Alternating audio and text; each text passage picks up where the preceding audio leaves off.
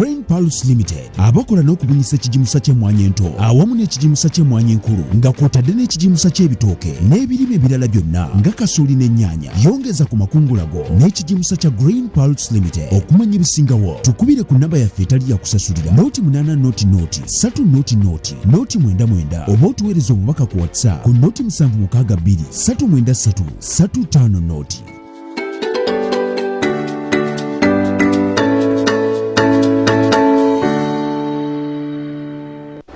Gemazima Grain Pulse Limited bebanzikaliza mu programu eno lutindo amachaga leero nkulamusizaako ssebo ne nnyabo.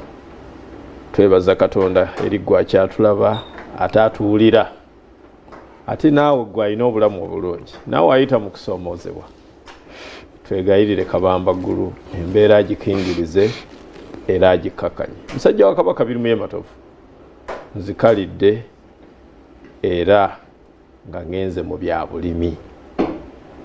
Ebyobulimi byenyezeemu ne bannaffe aba Grain Pulse Limited. Ekyamazima ensi Uganda, Buganda ekituyimirizaawo bya bulimi.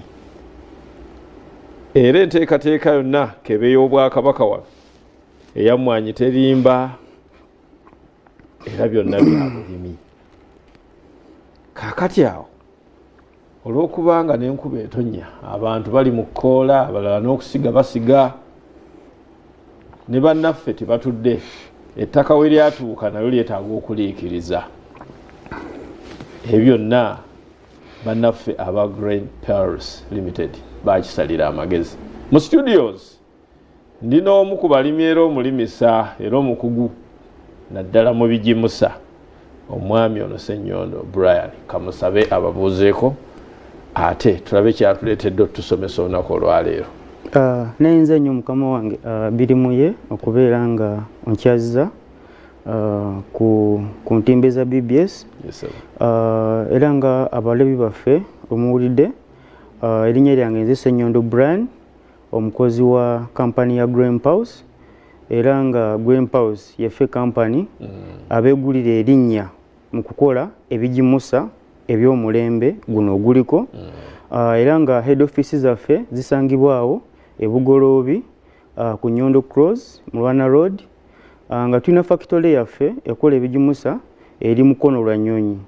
Naye nga okwetooloola eggwanga lyonna ne wano mu Buganda tulina zissemaduuka ez'enjawulo oba oliawo omulimi wayinza okubeera ng'asanga ebijimusa binene. Ye mukama wange. Weewaawo. Mukimazeemu bbanga ki? Guno omuzannyo tugumazeemu n'akaseera akawera. Sina muzannyo nno. Guno omulimu oba omuzannyo kubanga tugutegeera nnyo. Mugutegeera nnyo. Tugumazeemu ebbanga eriwera kuva ddala mwaka gwa 2018 nga tuweereza abalimi. Myaka nga 7 nga muweereza abalimi.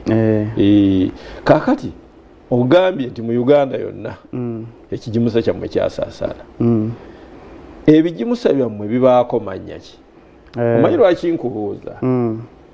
Amaduuka gangi agatunda eddagala ly'ebirime era mwe mugendera n'ebijimusa. Bwe nnyingira mu dduuka lyonna ekya Grain Pulse nkyawula ntya ku ebyo ebirala? Ekibuuzo kirungi nnyo. Ebijimusa byaffe nga weeyogedde byanjawulo nnyo ku katale.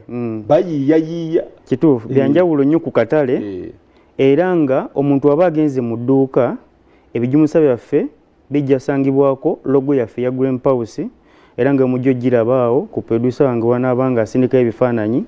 Ekyokubiri ng'ogyeko logo ya Grain Pulse bwe kinaabanga ekijimusa kya mmwanyi kujja kubeerako emmwanyi. Bwe kinaabanga ekijimusa kya kasooli kujja kubeerako ekifaananyi kya kasooli era n'ekigambo nti kya kasooli. Kubanga ffe ekyenjawulo ekiriwo okusinga kampani endala ezikola ebijimusa tukola ebijimusa okusinziira ku kirime ki kyetaaga okuva mu ttaka. Naddala bino ebijimusa bye tuyita ebizungu. Ng'ogasseeko ne Nakavundira tumuyina era nga tugenda okumwogerako era nga naye aliko erinnya lyaffe lya Greenhouse Limited ng'era liko n'ebigambo organic. Omuntu watu wayinza okubeera ng'akyawula katale. Onkoze bulungi. Bwana Ssenyondo. Ye Mukama. Nange nnima n'okulunda nnunda. Kituufu. Ninadde njogerako ne bannange abamu e Kalungu Masaka waffe. Nga waliwo ekigimusa sijja kyogera. Baga nti nnaku zino nno ebigimusa bibuzeemukko. Waliwoko Ebola ne tukuba emboozi nti zino ezintalo za Ukraine, whatever, Iran, Israeli, kiki ekireese Ebola ly'ebigimusa? Era ddala ebigimusa bibuzeemukko. Bw'oyogera bw'otyo kibeera kituufu. By'ebigimusa bibuzeemu. Naye nga bwe nkugambye, actually Greenhouse yefe ezimu ku kampani ezakola entegeka. Wadde ng'ebigimusa bibuzeemu, twongera kituufu bibuzeemuko. Ekyo kituufu. Twongera okugumya abalimi baffe. Nti ffe nga ffe Greenhouse ebigimusa weebiri. Naye olw'ekizibu ekikyogeddeko era munnamawulire omukukuti batera okubeera wano eno Dr. Samuel Kaziwe ng'attaanya ensonga ya kagolomolo ka Strait of Hormuz. Akagolomolo kyano. Naye wakubanga ye asinga kwesigamma nnyo ku sayidi y'amafuta. Kikayiso ebitundu nga 2 ku buli 100 ku mafuta agajja katale k'ensi yonna. Naye ate kati fe bali mu bizinensi y'ebigimusa awamu n'abalimi. Ate akagolomolo ako kakulu nnyo kubanga kayisa ebitundu 3.3 ku buli 100 ku bigimusa ebijja katale k'ensi yonna. Naddala ebya nitrogen, phosphorus n'ebya sulfur. So kakati embeera eyo we yabeerawo amawanga agasatu nga gali mu kwekubagana. Ebigimusa ne byekwatamu okuyingira ki katale. Naye olw'okuba twali twakola entegeka tukyalina obusobozi obubeera nga abalimi baffe tubakola ki? Tubawa kye beetaaga. Naye olw'ebbula ly'ebigimusa ebyo kireeseewo obuzibu bw'aba abafere. Abayiiya. Abeeyiiya. So counterfeit fertilizers oba zituyite fertilizer enjingirire ez'ekifere ziyingidde akatale nnyingi. Era nga tukubiriza abalimi baffe bettanire nnyo ssemaduuka zaffe okwetooloola Buganda n'eggwanga lyonna nga bwe tubagambye, kubanga abantu baffe ab'e Buddu mulina ssemaduuka mu Masaka, ab'e Buweekula mulina ssemaduuka mu Mubende, Mityana wonna tuyina. Basobola n'okuggyako ebugolobya bali wano eno mu kibuga mu Container Village ogendako ewansanja okubeera nga weewala okugwa mu bafere abanaakuguza ebigimusa ebitaakole, kubanga bangi nnyo batukubira nga bamaze obbafera agenda okubikula bw'ati bamuteereddemu ebbumba, bamuteereddemu ebintu ebyenjawulo. So kati abantu bettaniye nnyo okubeera nga bagula ebigimusa byaffe okuva ku ezo ssemaduuka zetwabateerawo ffe nga ffe Greenhouse. Ate n'ezimu ku ezo Buganda zitandise okuteekawo wansi wa kitongole kya Bukaddeefu, kubanga twali nabo ne tuggulawo emu mu Buweekula e Mubende. So kati ze zimu ku ezo ensonga lwaki olina ofuba okulaba nga wettanira okubeera ng'ogenda kufuna ekigimusa ekituufu. Weewaawo. Ali ku telefone ensonga ze tuliko za kigimusa oba za bigimusa ne bannaffe aba Greenhouse Limited. Ndine Ssenyondo Brian. Ye Mukama. Obumu ku balimisa abalimi era kitunzi w'ekigimusa kino. Era bye bamu baakakikola. Mwami Ssenyondo. Njagala oyogere ku kigimusa ng'okikwanya n'obutonde bw'ettaka. Obutonde bw'ettaka. Onfunya bulungi? Nfunya bulungi. Nfunya bulungi. Ekigimusa n'ettaka. Kakati ekigimusa n'ettaka onfunya bulungi? Nkifunya bulungi. Naddala wano mu Buganda ettaka lyaffe tuludde nga tulirimirako okumala ebbanga ddene nnyo ddala. Jjukira mu mwaka gwa 1875 ebbanga seerabidde. Erinda wakati tulaba ayinza okusigala tategedde. Mu 75 simba wakati. Pronova kyekyo. Oyo organic. Organic fertilizer. Ate nabo Pronova Power Grow and Pronova Organic Boost byonna ngenda bittaanya bulungi. Era producer njagala leme kujjako ekifaananyi ekyo ku screen oba kintere ku mabbali. So kakati mbadde nkugamba kuva ddala mu mwaka gya 1875 kyemmanyi nti Ssekabaka Muteesa asooka yaliwo ebiseera ebyo 1875 era nga yakwata peeni n'awandiika ebbaluwa ng'agiwandiikira mukulu munne Queen Victoria aliko ebiseera ebyo ng'ayagala bajje basomesa abantu ba Buganda okuwandiika n'okuyiga okusoma. Naye waliwo ebintu ebyajjiramu ebyokulima emmwanyi, pamba, byonna byonna byatandikira wano. Kitegeeza ettaka lyaffe tubadde nga tulirimirako okuva edda n'edda. Kati mu kubeera nga tulirimirako ettaka lyaffe lyasengekebwa mu miteeko gya mirundi nga 6 twandiyise layers. Nga tonatuuka ku lukuusi wansi. Ettaka lyandibadde ery'ekibira ng'otema ekibira waliwo kaleeya akasooka tukayita horizon oba tukayita organic layer. Then waliwo kaleeya akaddako tukayita top soil. Eyo leeya ebeeramu nakavundira nga yeegasse wamu ne mineral elements oba ebiriisa ekirime. Then okubeerako leeya eddako tugiyita horizon E oba elevation layer. Eyo yo ebivudde mu top layer eno amazzi ge byozezza bikirirawo wansi. Nejjukira emirandira gy'ebirime bye tulima ebiseera ebisinga bizanyira nnyo mu eno top layer we bibeera. Ng'oggyeko ebintu ebimu nga muwogo. Oba ebirime eby'emiti ng'ovakado ebisimba emirandira wansi n'ebisinga obungi bizanyira nnyo mu eno ki top layer. Naye kati okubanga ettaka lyaffe tubali tulikozesa ebbanga ddene nnyo lifuuse lya bulere oba nkyogedde bulungi likaddiye. Mu kukaddiwa ne libeera nga nakavundira alimu tamala. Nakavundira alimu abeera nga tamala amazzi enkuba weetonya gayitamu buyisi. Bw'oba ng'ofunye akasente n'ogula ebigimusa nabyo biyitamu ki buyisi. Ate ettaka eritalina nakavundira amala enkuba bw'ebanga ekulukuta mukoka liba teryekutte wamu likulukuta buki bukulukusi. Kakati abantu Bassaabasajja n'okwetoola eggwanga yonna Uganda bagenze ne basanga obuzibu okufuna nakavundira ennaku zino kizibu. Bwenjogera nakavundira mulimu obusa bw'ente, kalimbo avudde mu biyumba by'enkoko n'ebintu ebirala bizibu bifuna kubanga bya bbeeyi abalunzi batono n'ebirala abasobodde bifuna bwe babifuna bibeera bizitowa kubanga bitonyamu enkuba. Engeri abantu gye babikwasaganyamu si yeyandisaanidde.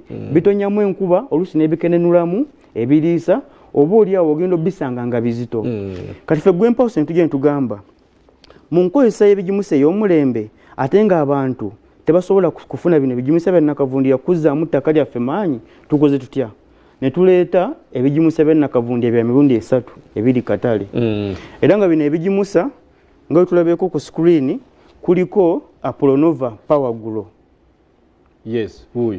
Era nga wemamunazo oyo ali 224. NPK alimu. Organic matter we alimu ali 45.5. Mulungi nnyo bw'obeera ng'omuguze oba ng'ogenda kusimba kabeere kasooli kazibeere mwanyi terimba. Then kuliko organic boost ne organic 433 era nga organic matter composition ali 60%. Tukubiriza abalimi bw'obanga obusa obuliro kala available obukubuze mu kyalo kyo faba Gwempawusi tukubire ku namba zaffe ez'obweyo tuzitaddewo ku screen osobola okubeera ng'ofuna nakavundiro ono tuzeemu ettaka lyaffe ensa kubanga gamazima lyafuuka obulere era lyakaddiwa. Nakavundiro ono gwoyogerako akola buli kirime. Ye nakavundiro tali crop specific. Ku buli kirime kyogenda okusimba tukubiriza sooka oteekemu nakavundira amala osobola okubeera nga ettaka lyaffe oliconditioninze oba olitadde mu mbeera esobola okubeera nga eyimirizaawo ekirime. Mulina enteekateeka esomesa abalimi abamu okwekolera ebimu. Ekibuuzo kirungi nnyo nga bwe nkugambye nti twafuna n'omukisa nno Ssaabasajja Kabaka yasiima era nga tuyita mu Katikkiro waffe ne basiima kampani ya Gwempawusi okubeera nga etambula wamu ne Mwanyi Terimba. Kati mu nsonga eyo bukadde efe webadde etambula ng'esisinkana abalimi ba Buganda Gwempawusi tuba tutambulira wamu era nga tusomesa abalimi. Mu kusomesa abalimi be tubeera tubasomesa mulimu ojasangawo ekigimusa kyaffe oyinza otya okwekolera ekigimusa kino kya nakavundira nga tekiweddeemu nsa omusana tegukyaseemu ekiyisa kya nitrogen kukivaamu n'enkuba tekitonyeemu kubeera nga kikulukuta. Tusomesa bulungi so mukama ndowooza ekibuuzo kyomba nkizzeemu bulungi. Weewaawo.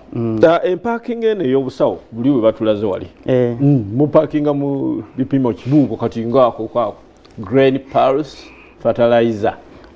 Kati abatukoze bulungi yiyo na 50 kg net. Naye olabyeko logo ya Buganda eyo sagala okibuse maaso. So kakati nenyenza nnyo producer mukunterayo ekifaananyi ekyo. N'ekibuzo ky'obuuza tupakinga tutya. Jjukira tukimanyi nti abalimi baffe ensawo zaawukana. Wala balina ensawo enfunda, wala balina ensawo ki. Okusinziira n'obunene bwe balima. N'obunene bwe balima. So kati Greenhouse twateekateeka fertilizer waffe mu bipimo bino bya mirundi giringa 4. Mu nkola y'Obwakabaka bwa Buganda n'emmwanyi terimu omukago gwaffe gwe tulimu, fertilizer w'emmwanyi n'ow'ebitooke atandikira ku kilo 5, n'agenda ku kilo 10 kwota ya yiika, n'agenda ku kilo 25 hafu ya yiika, n'agenda ne ku kilo 5 ekola ku yiika. Naye kati ebijimusa ebitali mu mukago gwa Buganda n'emmwanyi terimba byo bitandikira ku kilo 10 ne bigenda kilo 25 ne bigenda ne ku kilo 5. Bwetyo tubiteekateeka. Bwana Brian, sente z'ensawo eyo genda byozogera ku telefayina wano. Sandiganye kuzoogera nejjukira ngenda transport kayinza okweyongera mu kusinziira wawo oguze. Iyi nayo kusinga ekifaananyi nti wakati wa zino ne zino. So kakati kuba tumanyi n'okwewa kirasi. Kituufu. So kakati fertilizer waffe naddala ow'emmwanyi ku factory. Embeeyi nyogera ya mulimi ku factory. Kale ku factory. Mulimi ku factory njagala bampulirize si musuubuzi. Emitwalo 17 n'ennusu 13. Kira 5. Ekola yiika mmeka? Ekola ku yiika emu. Kakati fertilizer waffe owa kasooli mitwalo 18 n'ennusu 13 omulimi ku factory. Naye era bijja kuba bikola ki byawukanamu. Kati omulimi ali mu kutulaba njagala weekwate ennamba zaffe ezo ez'obwereere 07800 okube omanye nti gwali ebuweekula, ali ebuddu, ali ebulemeezi, omusangawa era ku ssente mmeka. Zo nnamba z'essimu nga bwe ziri. Enamba zaffe zijja kujja ziizo bazitaddeko 0800 eyo ya bwereere. Ate abalina essimu ziseereza WhatsApp nayo kweri 0762. Yes. Kati omulabi waffe oba osobola okubeera ng'otuukirira n'omanya wa kitunzi ki agenda okuguza oba ssemaduuka akyakuli okumpi. Ye mukama wange. Mubitutuusaako? Tubibatuusaako bulungi kubanga tulina ttiimu eri dedicated eri ku field okwetoloola eggwanga yonna kubanga eggwanga lino twalyawulamu sub regions.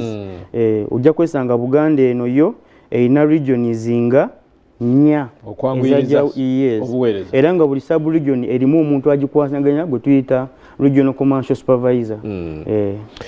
Bukulu Brian, essira mulitadde ku bijimusa bya birime byokka mu butonde, ebisolo timwabirowoozaako ng'ebinyonyi? Ekibuuzo ekirungi nnyo. Greenhouse ino tuweereza abalimi mu mpagi twesigama ku mpagi za mirundi 4. Empagi esooka ya coffee tugula emmwanyi n'okuzitunda akatale k'ensi yonna. Empagi eddako ya grain tugula ebikungulwa eby'empeke omuli kasooli n'ebigenderamu. Kakati empagi eddako ya nutrition tukola emmere y'ebisolo n'akawunga k'abantu. Empagi esembayo ya input mumuli ebijimusa. Kakati mu mpagi eno ey'okusatu eya nutrition tulina pot animal feed trading bagiyita Harisi. Era abantu wetunaba tuzza okusosootola emmere yaffe tujja kuba tugisosootola bulungi kuba ngezi okola ng'olina kyoleseeyo. Naye tulina n'akawunga bakayita jimu, kawunga kalungi nnyo. Abakaliddeko ebiseera ebisinga baba baagala okuva ku matooke naye tubagamba nedda, kawunga kalungi nnyo. Tukalina nkali fortified n'akali unfortified. So ebyo akafuweko nedda fortified twongeramukko ku mineral elements nga iron n'ebirala bitambulira multivitamins. Then unfortified nga tukakubye mu kasooli wetukapakinga naye nga kayonjo ne tukayita katale. Ako nkasanga wakawunga tukalina ku factory ne mu supermarkets ez'enjawulo bakastokinga. Jimu maize flour. Jimu maize flour. Jimu is double G. Double J, I'm sorry, double J. Jimu maize flour. Ye mukama wange. Oyina akatalekeka. Akatalekeka kabadde ka kalungo kaffe. Abalimi bangi eyo badde bagamba Greenhouse erina akalungo ke yaleese kubanga abantu abamu basangibwa nga baguze ebijimusa eby'omulembe omukadde DAP ne urea tebirina potassium. Naye nyongera okukubiriza abalimi baffe ntwalesa akalungo bakayita konikali. Konikali? Yes. Kalunga kyako? Akalunga ako producer ayinza okunyama nankasukirayoko. Nti bino ebijimusa byenjogeddeko tebirina potassium. Yes. Ate nga ko kalina potassium bitundutundu 238 ku buli 100. So kati mifo ky'okusimbisa daapu nga talina potassium omuntu yandifunye gwempalusika ngambe owa maize ajjudde. Funa ensawo ya daapu emu otabikemu konikali eyo ojja kuba nga ofunye potassium agenda okuyamba ekirime ky'okubeera nga kirwanyisa omusana ate nga kyetegekera n'okulwanyisa endwadde awamu n'amali. Ate nga mwakuba ku nsolo? Ensolo eyo trade ensolo tetagala. Tulina mother company yaffe bagiyita K+S. Yes. Ensolo eyo gyekozesa nga logo. Era nga tukubiriza abalimi bw'obanga osangibwa ng'oguze urea oba ng'oguze DAP tebirina potassium noonya akalungu ka konikali obeere ng'otabula ku ratio ya 1:1. 1:1. Yes. Era obanga kakulemye okwogera erinnya osobola ogamba keke.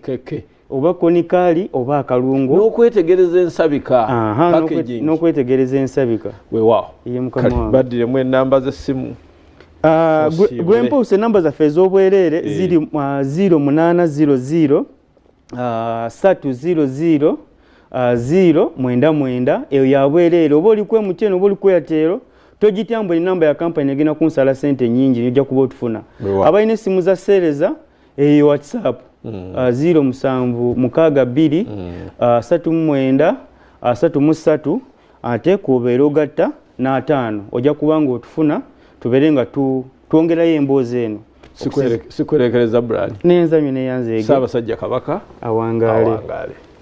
Brain Pulse Limited abakola n'okubunyisa ekijimusa ky'emmwanyi ento awamu n'ekijimusa ky'emmwanyi enkulu nga kw'otadde n'ekijimusa ky'ebitooke n'ebirime ebirala byonna nga kasooli n'ennyaanya yongeza ku makungulago n'ekijimusa kya Green Pulse Limited. Okumanya ebisingawo tukubire ku nnamba yaffe etali ya kusasulira noti 8 noti 3 oba otuweereza obubaka ku WhatsApp ku noti 762 393 355 noti.